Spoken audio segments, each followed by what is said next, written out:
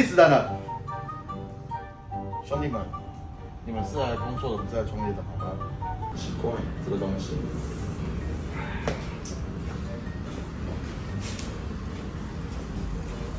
各位，我最近发现我们的业绩都一直没有办法达标，是什么问题？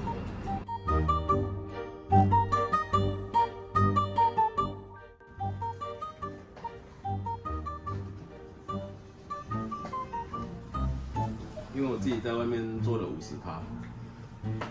因为我偷偷做了25%。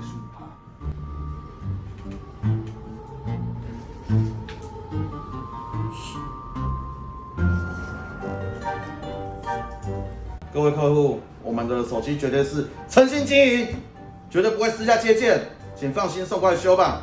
透明维修，公开透明，气死人了！